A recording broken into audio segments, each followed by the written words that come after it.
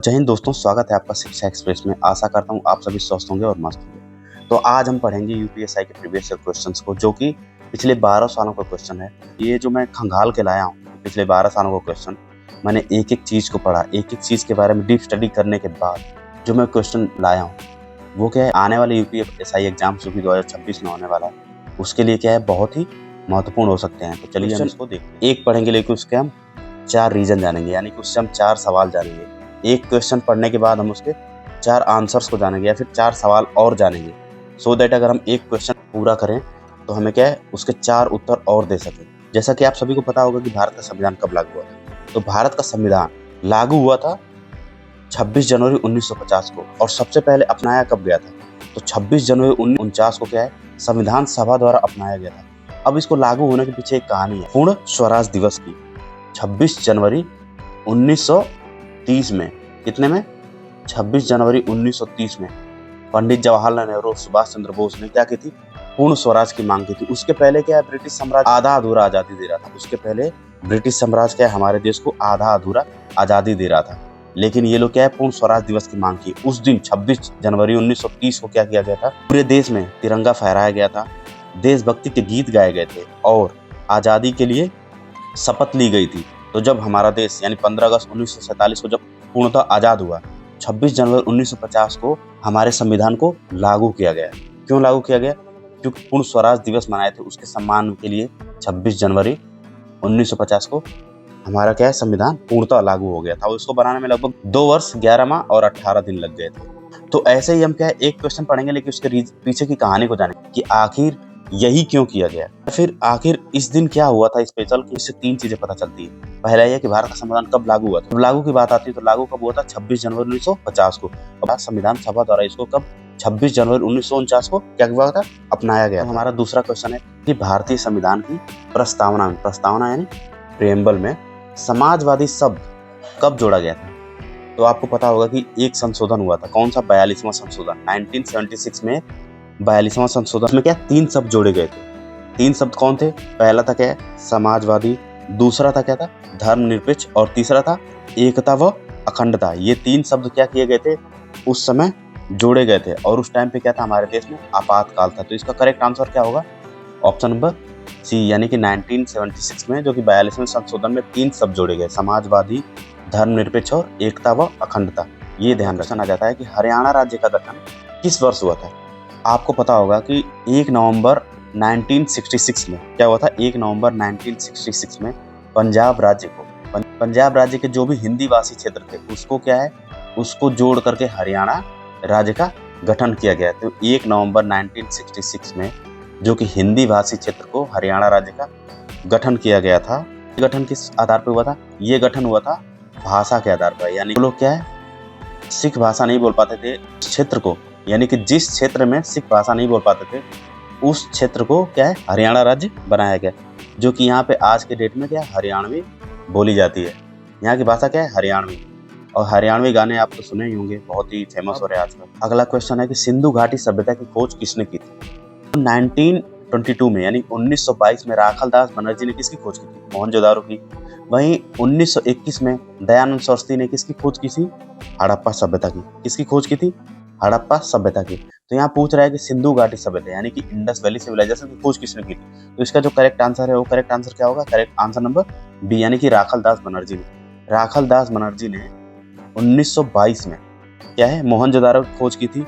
और ये दोनों मिलकर यानी कि हड़प्पा सभ्यता और मोहनजोदारो की सभ्यता दोनों मिलकर ही क्या है, सिंधु घाटी सभ्यता का निर्माण करते हैं। तो यहाँ इसका करेक्ट आंसर हो जाएगा ऑप्शन नंबर बी, यानी कि राखालदास बनर्जी ने, जो कि मोहनजोदारो की खोज 1922 में किए थे। अगला क्वेश्चन है क्वेश्चन नंबर 5, जो कि भारत का राष्ट्रीय पशु कौन है।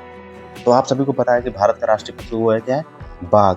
1973 में क्या हुआ था, 1973 में एक प्रोजेक्ट आया था। कौन सा प्रोजेक्ट था, वो प्रोजेक्ट का नाम था प्रोजेक्ट टाइगर। और प्रोजेक्ट टाइगर के साथ क्या है, बाघ को क्या किया गया, राष्ट्रीय पशु घोषित किया गया था। इसको क्या हम मानते हैं, शक्ति, साहस और धैर्य का प्रतीक मानते हैं। चलिए हम बात करते हैं अपने अगले क्वेश्चन की। तो अपना अगला क्वेश्चन क्या है, पंचायती राज व्यवस्था का संविधान में समावेश किस संशोधन द्वारा हुआ था। तो इसका करेक्ट आंसर कौन सा होगा, 73वें संशोधन यानी कि 73 संशोधन यानी कि 73वां संशोधन। ध्यान रखें दोस्तों, 1992 में क्या है 73वां संशोधन हुआ था। इसके द्वारा क्या है अनुच्छेद 243 अनुच्छेद 43 से क्या है 243 ओ और 11वीं अनुसूची को जोड़ी गई, जिससे क्या है पंचायतों को है एक संवैधानिक दर्जा मिला था। क्या मिला था? पंचायती राज या फिर पंचायतों को एक संवैधानिक दर्जा मिला था। तो इसका करेक्ट आंसर होगा option number C. Question number 7, शून्य की खोज किसने की थी? तो आप सभी को पता है शून्य की खोज क्या है, आर्यभट्ट ने की थी। आर्यभट्ट क्या थे? हमारे क्या प्राचीन गणितज्ञ थे। ये क्या थे? प्राचीन गणितज्ञ थे जिन्होंने क्या थी शून्य की का विचार प्रस्तुत किया था, जिससे गणित को क्या किया, गणित को एक नए आयाम दिए। तो इसका करेक्ट आंसर होगा ऑप्शन नंबर ए, आर्यभट्ट। अगला क्वेश्चन है क्वेश्चन नंबर 8, जो कि है काली क्रांति किससे संबंधित है, यानी कि ब्लैक रिवॉल्यूशन। ब्लैक रिवॉल्यूशन किससे संबंधित है? तो ब्लैक रिवॉल्यूशन का संबंध पेट्रोलियम और खनिज उत्पादन से है। ब्लैक रिवॉल्यूशन का यानी काली क्रांति का जो संबंध है वो पेट्रोलियम और खनिज उत्पादन के वृद्धि से है। जैसे हरित क्रांति का उद्देश्य कृषि से होता है, क्या है हरित क्रांति का उद्देश्य क्या है, कृषि से संबंधित है। और क्या है श्वेत क्रांति क्या है, दूध उत्पादन से संबंधित है। वैसे ही ब्लैक क्रांति यानी कि वैसे ही हमारी जो ब्लैक रिवॉल्यूशन है या फिर काली क्रांति है वो क्या है पेट्रोलियम और खनिज उत्पादन में वृद्धि से है। अब अगला क्वेश्चन है कि विश्व पर्यावरण दिवस कब मनाया जाता है? तो इसका करेक्ट आंसर होगा 5 जून, यानी 5 जून को क्या है विश्व पर्यावरण दिवस मनाया जाता है। 1972 में यानी कि 1972 में क्या हुआ था? 1972 में एक स्टॉकहोम सम्मेलन हुआ था। क्या हुआ था? एक स्टॉकहोम सम्मेलन हुआ था, जिसमें 5 जून को क्या है वर्ल्ड एनवायरनमेंट डे, क्या है 5 जून को वर्ल्ड एनवायरनमेंट डे के रूप में मनाया गया, ताकि लोगों के प्रति जागरूकता फैलाई जा सके, लोगों के प्रति पर्यावरण को लेकर जागरूकता फैलाई जा सके। तो इसका करेक्ट आंसर होगा ऑप्शन नंबर, जो कि भारत का राष्ट्रीय फल कौन सा है? तो आपको पता है कि भारत का राष्ट्रीय फल यानी फलों का राजा आम को बोला जाता है। तो करेक्ट आंसर होगा आम। ये आम को ही फलों का राजा बोला जाता है और ये क्या है हमारा राष्ट्रीय फल भी है। अब राष्ट्रीय फल आम ही क्यों? क्योंकि आम को भारतीय संस्कृति और समृद्धि का प्रेम प्रतीक माना गया है। क्वेश्चन नंबर 11, जो कि गंगा नदी की सहायक नदी कौन सी नहीं है? अब लोग यहाँ पे गलती क्या कर देते हैं, लोग पढ़ेंगे पूरा यानी गंगा नदी की सहायक नदी कौन सी नहीं है, तो नहीं है को छोड़ देते हैं। वो पढ़ते हैं कि गंगा नदी की सहायक नदी कौन सी है। पहले तो आप क्वेश्चन पढ़िए तो आपको ये ध्यान होना चाहिए नहीं है, ये चीजें जरूर देखना है। अगर इसमें कौन सी सहायक नदी नहीं है तो आपको पता होगा कि ब्रह्मपुत्र क्या है, जो कि गंगा की सहायक नदी नहीं है, यानी कि यमुना, गोमती और घाघरा ये सब क्या है गंगा की सहायक नदी है। अगर गंगा की सहायक नदियों की बात करें यानी गंगा नदी की अगर हम सहायक नदियों की बात करें तो उसमें क्या है यमुना है, गोमती है, घाघरा है और सोन नदी और कोसी नदी है। कौन सी नदी है?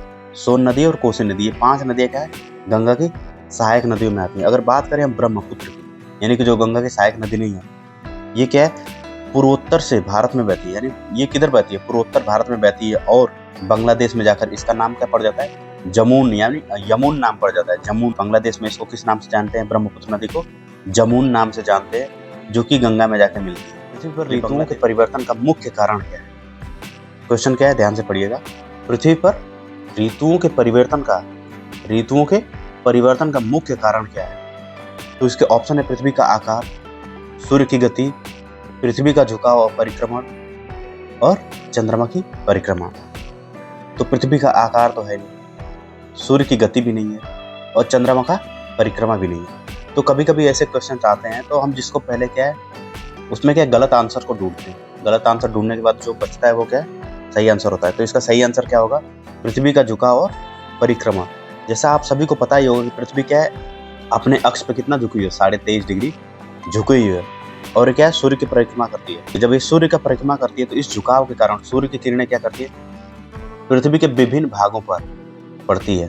तो इससे क्या होता है ऋतुओं में परिवर्तन होता है। इससे क्या है ऋतुएं बदलती है, यानी ऋतुओं में परिवर्तन होता है। अगला क्वेश्चन है क्वेश्चन नंबर 13, जो कि है पृथ्वी की सबसे बाहरी परत को क्या कहा जाता है? तो आपको पता है कि इसमें ऑप्शन दिया है मेंटल, कोर, क्रस्ट और लिथोस्फेरिस।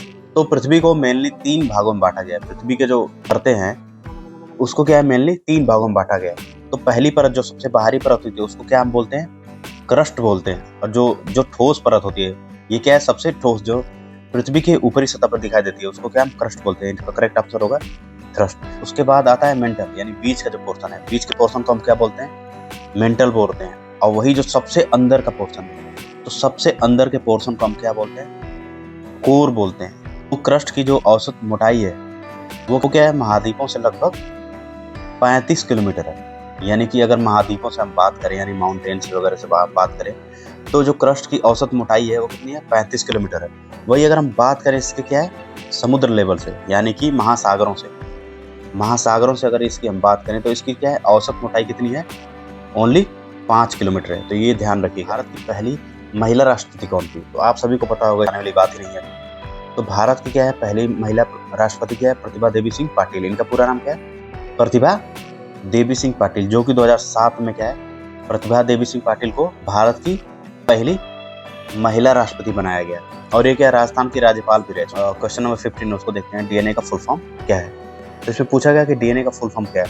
तो जो डीएनए का फुल फॉर्म होता है, डीएनए का फुल फॉर्म क्या होता है? ऑप्शन नंबर 20 का सही होगा। क्या है? Deoxyribo nucleic acid. इसको क्या बोलते हैं दोस्तों? Deoxyribo nucleic acid. क्या डीएनए का फुल फॉर्म है। अब डीएनए होता क्या है? डीएनए क्या है? एक प्रकार का क्या होता है? एटम होता है, यानी अणु होता है, जो क्या है? आनुवांशिक जानकारी देता है। क्या जानकारी देता है? आनुवांशिक जानकारी, यानी जेनेटिक इंफॉर्मेशन देता है। ये क्या है? जीवों के वंशानुगत विशेषताओं को एक पीढ़ी से दूसरे पीढ़ी तक स्थानांतरित करता है, यानी कि एक पीढ़ी से दूसरे पीढ़ी तक लेके जाता है। अगला क्वेश्चन है क्वेश्चन नंबर 16 की भारत में योजना आयोग की स्थापना कब की गई थी? कब हुई है? तो 15 मार्च 1950 को। ऑप्शन नंबर 20 का सही होगा। 15 मार्च 1950 को क्या किया गया था? योजना आयोग की स्थापना की गई थी। अब स्थापना क्यों की गई थी? इसका उद्देश्य क्या था? इसका जो मेन उद्देश्य था, भारत के विकास के लिए, भारत के विकास और योजनाओं के निर्माण के लिए योजना आयोग को क्या किया गया था? स्थापित किया गया था 15 मार्च 1950 को। लेकिन 2015 में जब मोदी जी की सरकार आई, इसको समाप्त कर दिया गया और इसकी जगह क्या लाया गया? इसकी जगह क्या है? नीति आयोग की स्थापना की गई। किसकी स्थापना की गई? नीति आयोग की स्थापना। इसको क्वेश्चन क्या है? अखिल भारतीय कांग्रेस की स्थापना कब हुई थी? तो इसका करेक्ट आंसर होगा 1885, यानी कि 1885 में। भारतीय राष्ट्रीय कांग्रेस की स्थापना 28 दिसंबर 1885 को किसने की थी? A.O. ह्यूम ने की थी। किसने की? इसका जो पहला अधिवेशन हुआ था वो कि बम्बई में, यानी जो आज का मुंबई है, तो क्या हुआ? बम्बई, यानी कि मुंबई में हुआ था। और इसके जो पहले अध्यक्ष थे उनका नाम था बोमेश चंद्र बनर्जी। नंबर 18 कि भारत में आपातकाल लगाने का अधिकार किसे? तो ये आप सभी को पता होगा कि भारत में आपातकाल लगाने का अधिकार सिर्फ और सिर्फ क्या होता है? जो भारत का पहला व्यक्ति, जिसको हम राष्ट्रपति बोलते हैं, भारत का पहला व्यक्ति कौन है? राष्ट्रपति, यानी कि फर्स्ट इंडियन किसको बोला जाता है? राष्ट्रपति को। तो राष्ट्रपति को ही अधिकार है जो क्या है? कभी भी आपातकालीन लगा सकता है। कि अनुच्छेद 352, 356 और 360 के अंतर्गत राष्ट्रीय, राज्य और वित्तीय आपातकाल लगाने का अधिकार सिर्फ और सिर्फ किसको दिया गया है? राष्ट्रपति को दिया गया है। लेकिन इसमें एक कंडीशन है। यह कदम कब उठाएगा? राष्ट्रपति भी यह कदम प्रधानमंत्री और मंत्री परिषद के सलाह पर ही उठाएगा। अगला क्वेश्चन है क्वेश्चन नंबर 19 की जीन किससे संबंधित है? तो आप सभी को पता है कि जीन किससे संबंधित है। जीन क्या है? आनुवंशिकता, यानी कि इसका ऑप्शन नंबर बी होगा। आनुवंशिकता से संबंधित है। क्योंकि अभी हम क्वेश्चन में कि क्या है? जीन एक डीएनए का ही पार्ट होता है जो कि आनुवंशिक विशेषताओं को नियंत्रित करता है। ये क्या करता है? जीन आनुवंशिक विशेषताओं को क्या करता है? नियंत्रित करता है। और हर जीन किसी विशिष्ट गुण को निर्धारित करता है, जैसे बालों का रंग। क्या करता है ये? बालों का रंग या फिर आंखों का आकार। क्वेश्चन नंबर 20 जो कि है हड़प्पा सभ्यता किस युग से संबंधित है? हड़प्पा सभ्यता किस युग से संबंधित है? इसका करेक्ट आंसर होगा कांस्य, यानी कि ऑप्शन नंबर सी, कांस्य युग।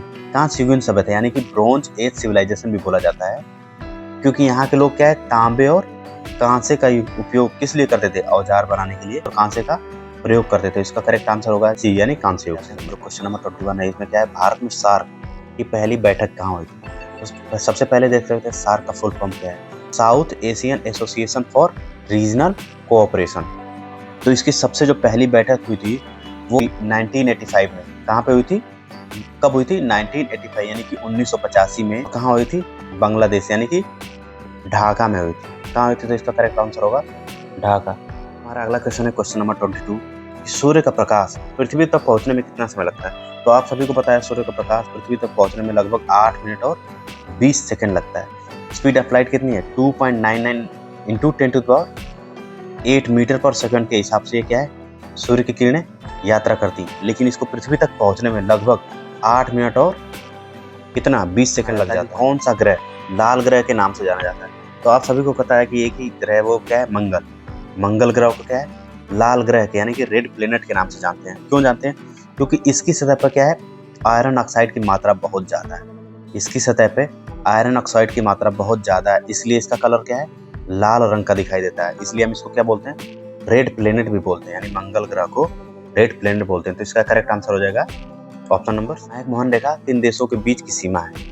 तो आप सभी को पता ही होगा कि 1914 में क्या हुआ, भारत और तिब्बत, 1914 में भारत और तिब्बत के बीच क्या है, एक रेखा खींची गई थी जिसका नाम दिया गया था सहायक मोहन रेखा, जो कि आज के भारत और चीन के बीच में है। आज भी ये क्या है, एक विवाद का विषय बना हुआ है, जो कि अरुणाचल प्रदेश का क्षेत्र है। क्वेश्चन नंबर 25 की विश्व जल दिवस यानी कि वर्ल्ड वाटर डे कब मनाया जाता है? तो संयुक्त राष्ट्र द्वारा 22 मार्च 1993 से, कब, 22 मार्च 1993 से वर्ल्ड वाटर डे यानी कि विश्व जल दिवस मनाया जाता है। क्यों मनाया जाता है? ताकि जल संरक्षण और इसके सतत उपयोग के प्रति जागरूकता को क्या की जा सके, फैलाई जा सके। तो इसका करेक्ट आंसर होगा ऑप्शन नंबर सी यानी कि 22 मार्च।